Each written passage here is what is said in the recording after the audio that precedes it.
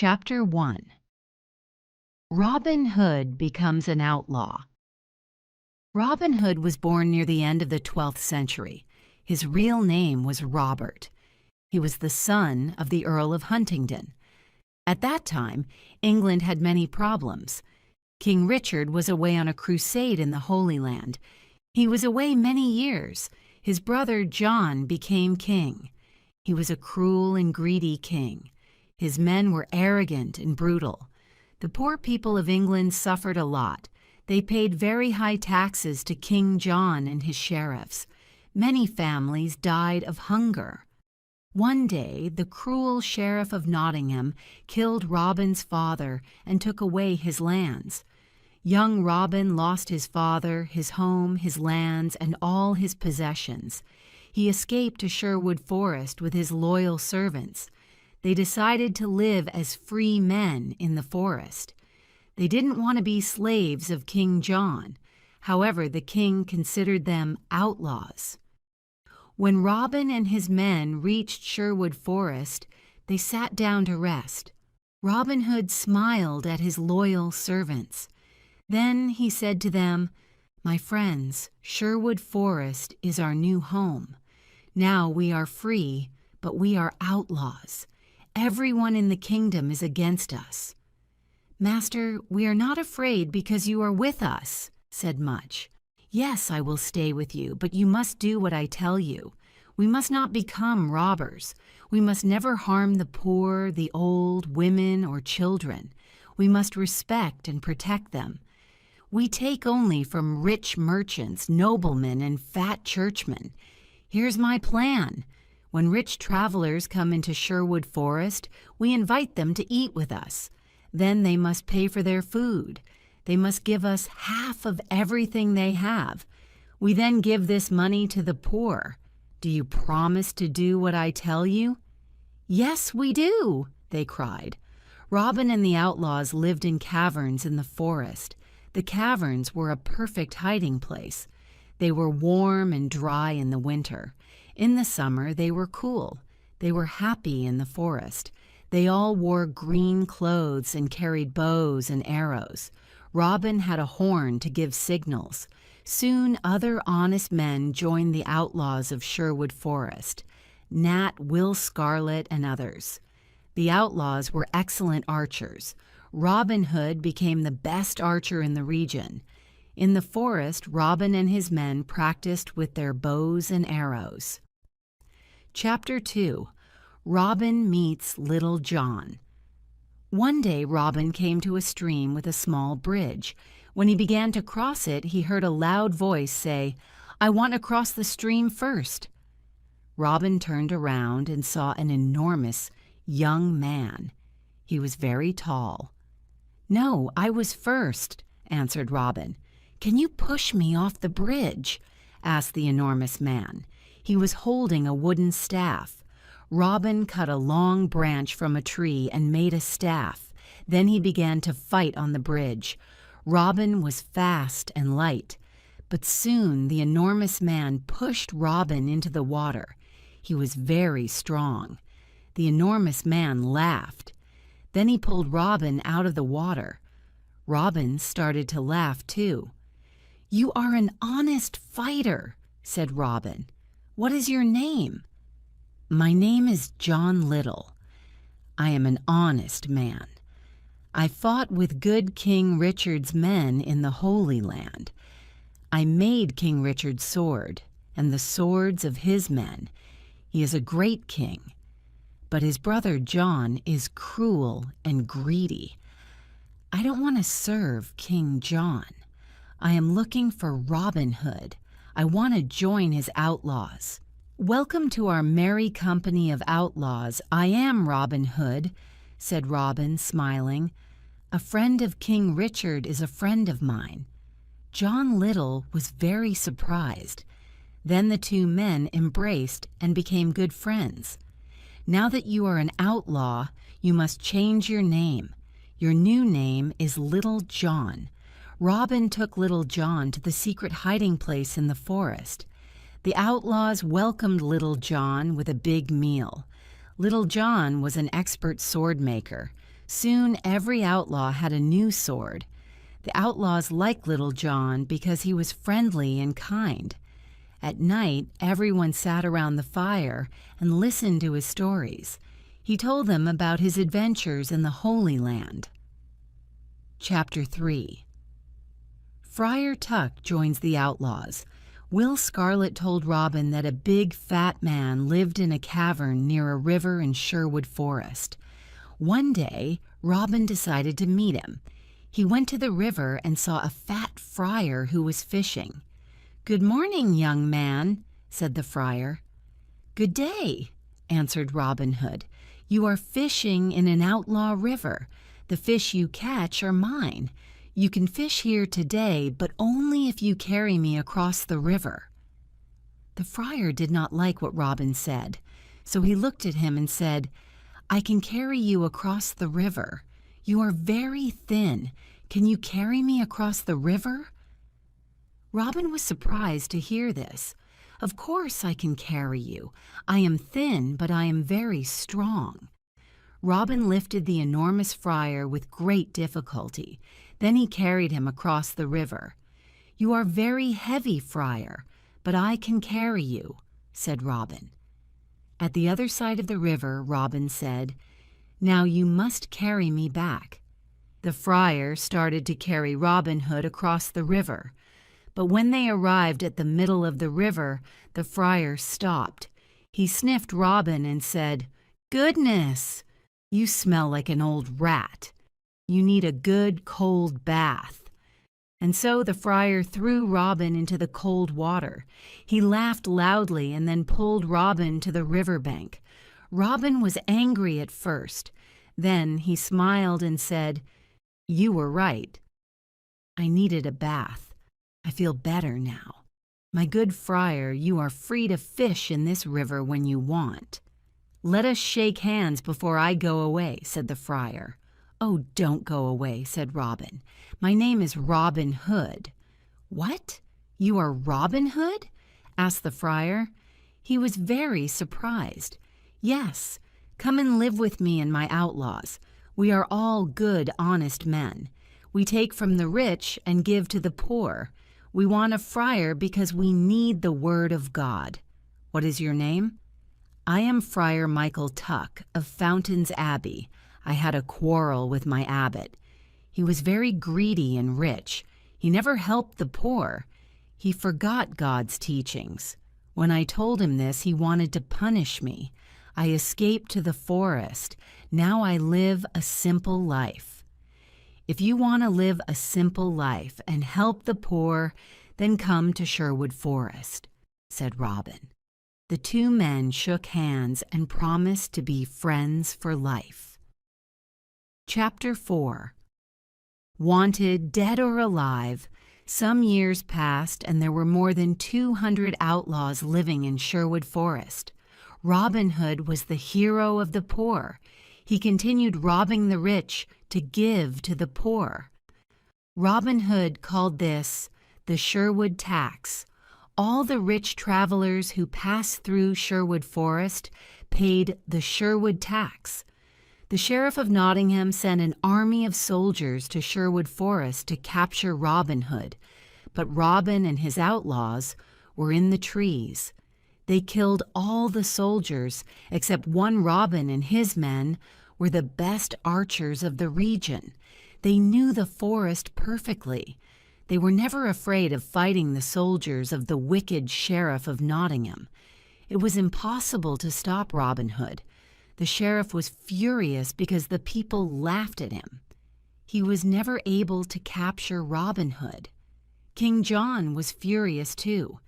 His subjects loved King Richard and hated him.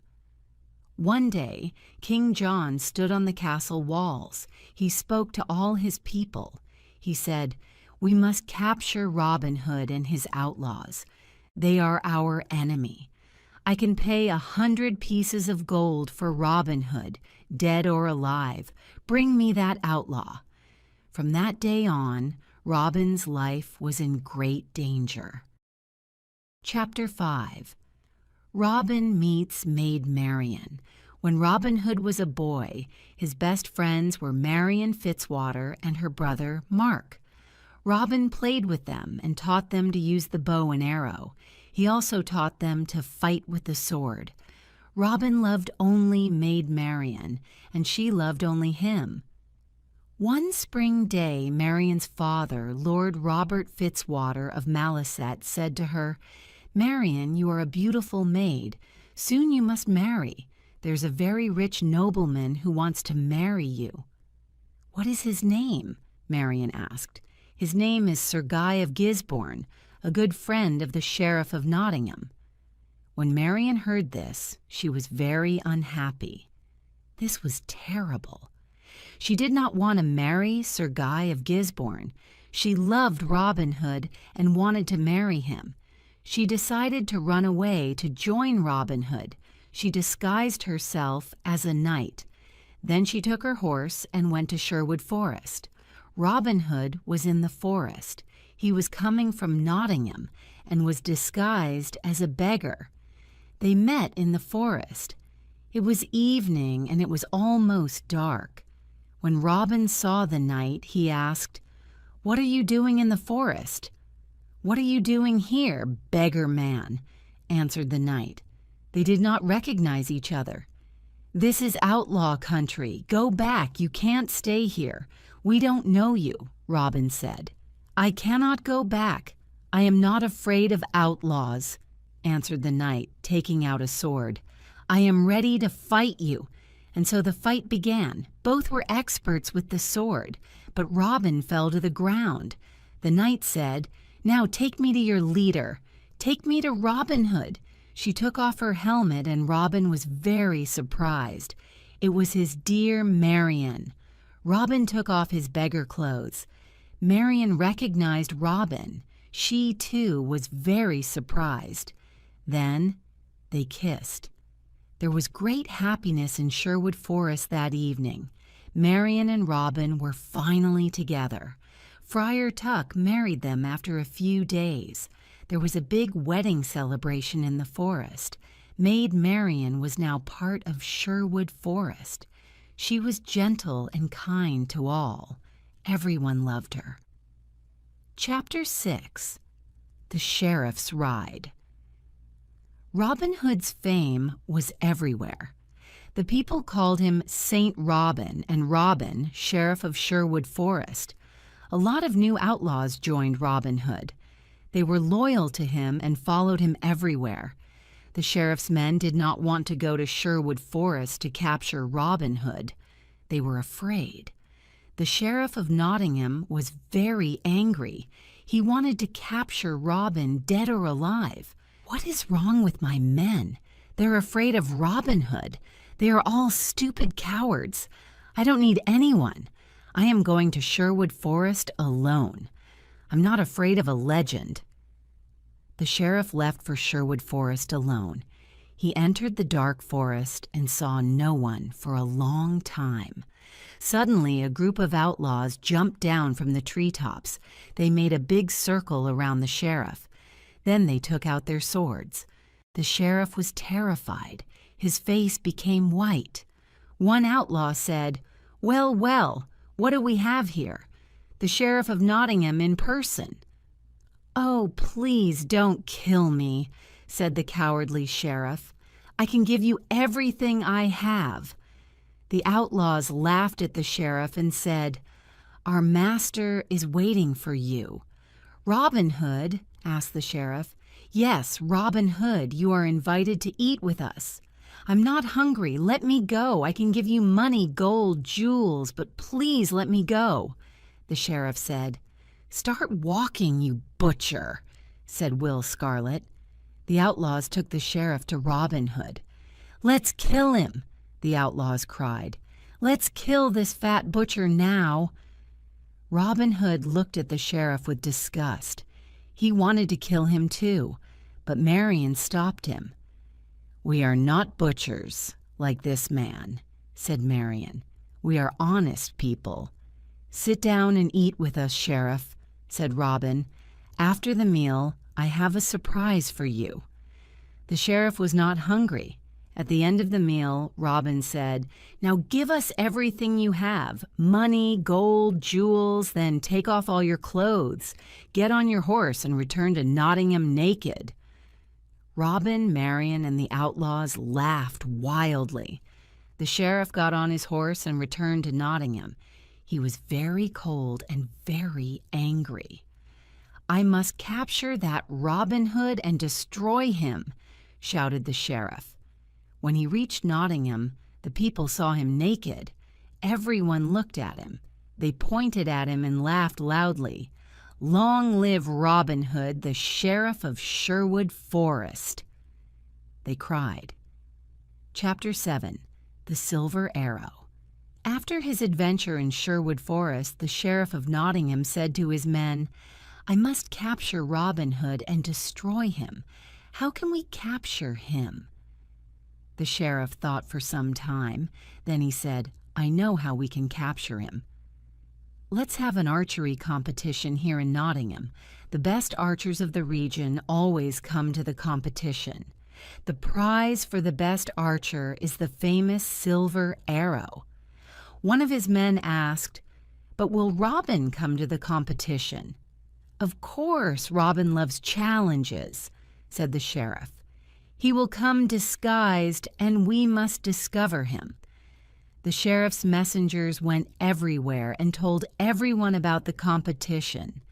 One day, Friar Tuck heard the news. He immediately told Robin and the outlaws. Robin said, "I'm the best archer in the region. I can easily win the silver arrow." "Oh, Robin, don't go," said Marian. "It's a trap. The sheriff wants to kill you." "Yes, Robin," said Friar Tuck. "It's a trap. It's dangerous for you to go." "I must go. I never refuse a challenge. I will disguise myself as a poor peasant. No one will recognize me." "Can we come to protect you?" asked Robin's men. "Yes, you can come disguised as peasants too. You can stay in the crowd, but be ready to fight if necessary." One morning in May, Robin and his outlaws went to the archery competition. When they arrived in Nottingham, the castle square was full of people. An archery competition was a special event. There were musicians, acrobats, children, lords and ladies. There were colorful flags everywhere. All around the castle square, there were difficult targets. There were many excellent archers at the contest. They all tried to hit the targets. But the best archer was the peasant in the red cloak and hood. He hit all the most difficult targets. The crowd shouted with joy. He was the winner. The sheriff was silent. He knew that the peasant with the red cloak and hood was Robin. "Guards! Stop that peasant in the red cloak!" cried the angry sheriff. "He is our enemy, Robin Hood, the outlaw." The sheriff's guards ran to capture Robin, but Robin's men attacked the guards. There was a lot of fighting. Robin and his men killed or injured most of the sheriff's men. Then they quickly left Nottingham and returned to Sherwood Forest. When they arrived, they celebrated their victory. Chapter 8. Alan, Adele, Robin, and Marian were walking through the forest when they saw a young man sitting near a river. He was playing a lyre and singing a sad song. "Who are you, and why are you singing this sad song?" asked Robin. "My name is Alan of Barnesdale, but people call me Alan Adele. I am very unhappy because I love a girl called Alice.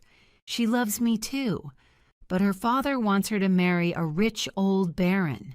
The marriage is tomorrow at Papelwick Church."